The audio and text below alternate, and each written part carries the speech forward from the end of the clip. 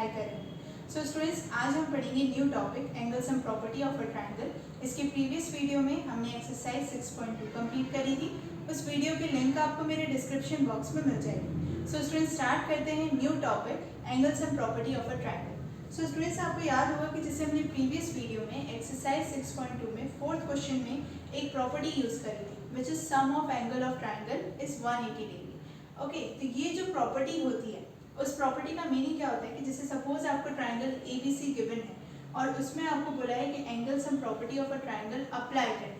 तो angle sum property of a triangle का meaning होता है ट्रायंगल्स के टोटल एंगल का sum is equal to 180 degree, which means जैसे यहाँ पे आपको ट्रायंगल ABC गिवन है, सो इसमें angle BAC plus angle ABC plus angle ACB is equal to 180 degree और supplementary angle A plus angle B plus angle C is equal to 180 degree.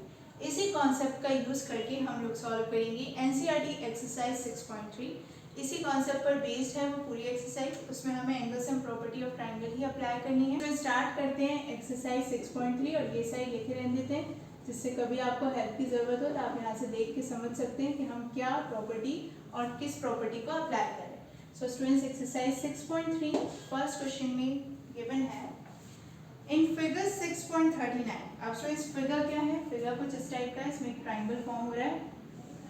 Okay, इस triangle की naming है PQR and T and ये angle है students 110 degree, ये angle है 135 degree. Okay, ये है P, ये है S and this is the line. So PQR is the angle point S and T। So students, question में given है sides QP and PQ of triangle PQR are produced at point S and T. S and T point produce हो रहे QR and PQ से। And आगे question में given है angle SPR is equal to 135 degree and angle PQT is equal to 110 degree. Find the value of angle PRQ. So students, basically हमें question में find out करना है angle PRQ की value। अब इस एंगल की वैल्यू फाइंड आउट करने के लिए हमें पता होना चाहिए कि angle P and angle Q की वैल्यू क्या है, क्योंकि हमें इस एक्सरसाइज को सॉल्व करना है इस टॉपिक से, मतलब angle sum property of triangle, जिसका क्या मतलब है total angle sum of triangle is 180 degree. अब यहाँ total angle sum of triangle apply करने के लिए हमें angle P and angle Q की वैल्यू पता होनी चाहिए, तब तो हम एंगल R की वैल्यू फाइंड आउट करेंगे। अब स्टूडेंट्स, आपको दिख रहा है कि angle PQT and angle SPR आपको गिवन है क्वेश्चन। ओके, तो अब आपको यहाँ पे दिख रहा होगा कि angle PQT and angle PQR एक लीनियर पेयर फॉर्म कर रहा है। जैसे यहाँ पे एक एंगल 110 डिग्री है, अगर सपोज मैं यहाँ पे भी रफली एक ड्रॉ कर दूँ तो ये एक लीनियर पेयर फॉर्म हुआ और ये एक एंगल PQR है। सो हम यहाँ पे लिख सकते हैं angle PQT plus angle PQR is equal to 180 degree. और स्टूडेंट्स, इसका रीजन क्या होगा? Linear pair. ओके, तो ये लीनियर पेयर के according angle PQT plus angle PQR is equal to 180 degree. अब एंगल PQT की वैल्यू है 110 डिग्री, एंगल PQR की वैल्यू हमें फाइंड आउट करना है, is equal to 180 degree. Simplify करते हैं, find the value of angle PRQ। 180 degree minus 110 degree, अब स्टूडेंट्स ये किसके इक्वल हो जाएगी? 70 degree. So angle PQR is equal to 70 degree. So students, angle PQR की वैल्यू आ गई, which means एंगल Q की वैल्यू आ गई। ये हो गई इक्वेशन 1। अब स्टूडेंट्स, हमें यहाँ पे पता चला है सिर्फ और सिर्फ एंगल Q, उसकी हेल्प से हम एंगल R तो फाइंड आउट नहीं कर सकते।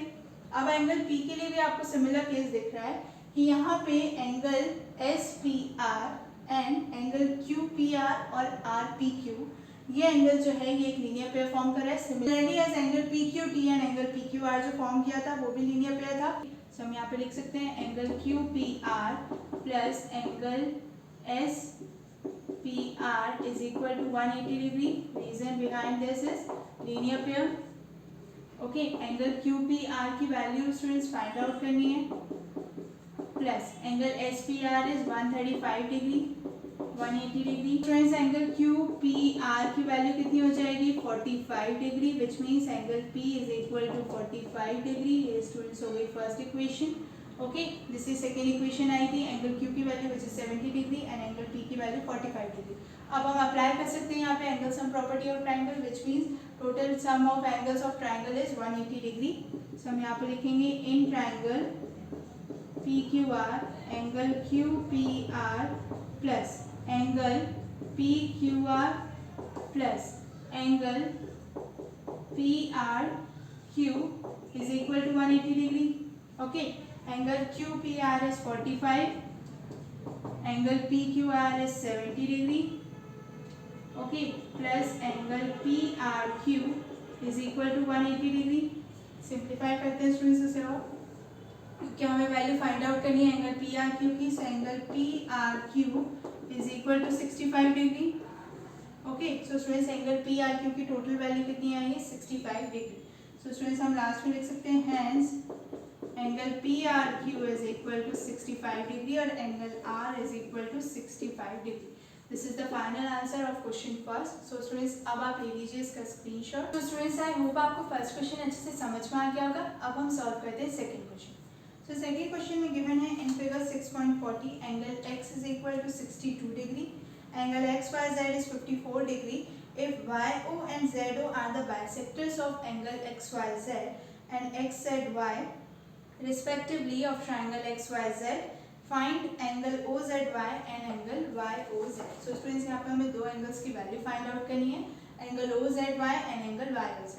अब स्टूडेंट्स यहाँ पे आपको एंगल गिवन है इन ट्राइंगल XYZ, मतलब ये जो बिग ट्राइंगल है, ये बड़ा वाला जो ट्राइंगल है, इसमें आपको दो एंगल्स की वैल्यू गिवन है, थर्ड एंगल की वैल्यू आपको गिवन नहीं है। अगर आपको थर्ड एंगल की वैल्यू गिवन नहीं है तो आप ये जो स्मॉल ट्राइंगल है इसके एंगल की वैल्यू नहीं फाइंड आउट कर सकते, क्योंकि आपको बेसिकली वैल्यू किसकी फाइंड आउट करनी है OZY विच मीन्स इस एंगल की and angle YOZ which means इस, ठीक है।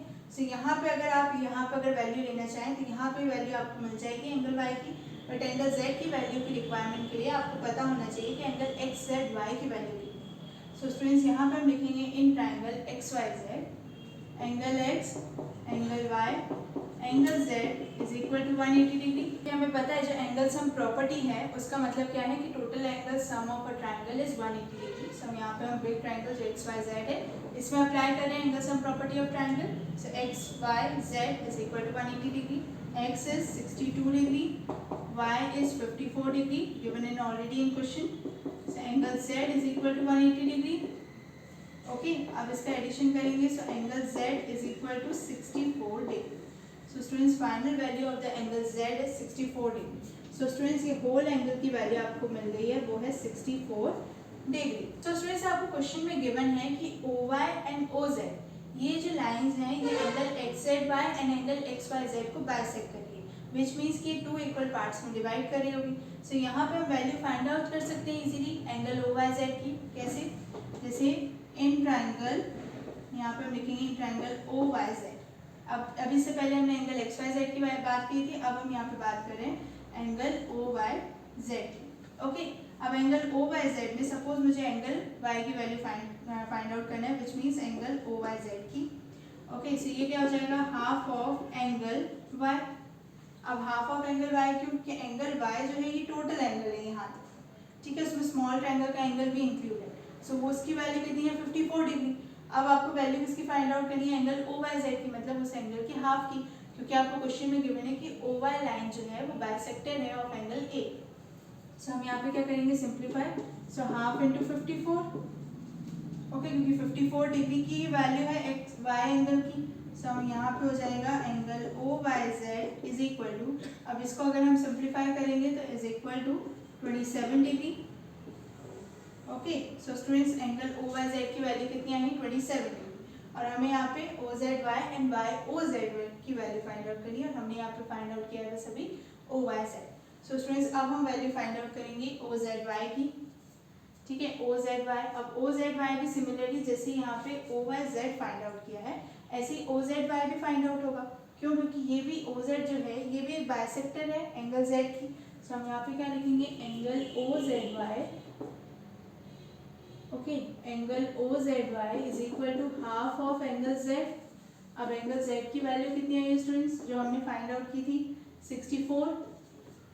सो angle OZY is equal to 32 degree. So students हमने ए की वैल्यू फाइंड आउट कर ली एंगल OZY की। सो एंगल OZY की वैल्यू कितनी आएगी students? 32 degree. This is the first equation.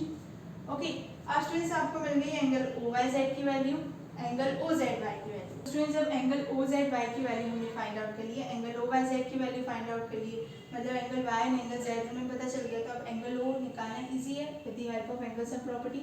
सो हम यहाँ लिखेंगे angle OZY plus angle OYZ plus angle YOZ is equal to 180 degree.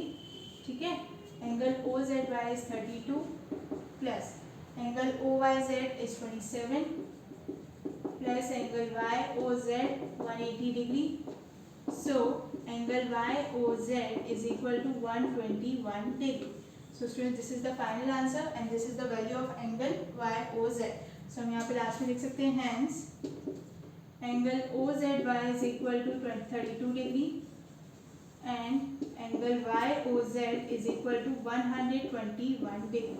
So students, this is the final answer of question second.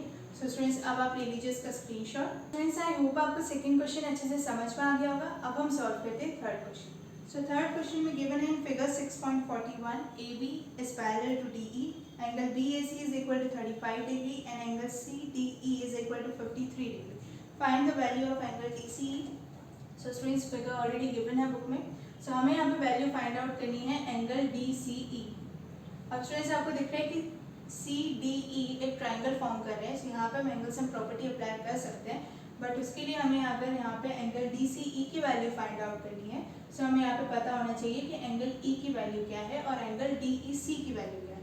सो उसके लिए हम क्या करेंगे, हम यहाँ पे अप्लाई करेंगे पैरेलल लाइन एंड ट्रांसवर्सल का कॉन्सेप्ट। और वो क्या कॉन्सेप्ट है कि 35 डिग्री और angle BAE and angle CED जो है एक अल्टरनेट इंटीरियर एंगल फॉर्म कर रहे हैं। अगर आप ध्यान से देखें तो DE एंड AB जो है दो पैरेलल लाइंस हैं। ये आपको ऑलरेडी क्वेश्चन में गिवन है कि AB is parallel to DE।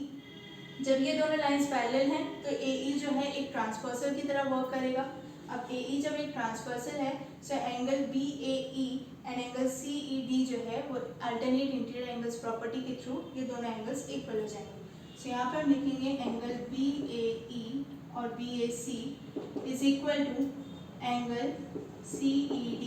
Okay, reason behind this is alternate interior angles और AIA। सो स्टूडेंट्स, यहाँ पे angle CED is equal to 35 degree. Okay, alternate interior angle property की हेल्प से angle BAC जब 35 degree है, so angle CED भी क्या हो जाएगा 35 डिग्री। तो हमने एंगल CED की वैल्यू फाइंड आउट कर ली है 35 डिग्री, तो हम यहाँ पे अप्लाई कर सकते हैं in triangle CD angle sum property. So students, हम यहाँ पे लिखेंगे in triangle CDE apply angle sum property of triangle property. So angle CDE plus angle CED, okay, CDE plus angle CED plus angle DCE is equal to 180 degree. Okay, हम इसे solve कर रहे हैं किसकी हेल्प से, with the help of angle sum property. So angle CDE is 53 degree, angle CED is 35 degree, angle DCE की value find out करनी है, इज इक्वल टू 180 डिग्री।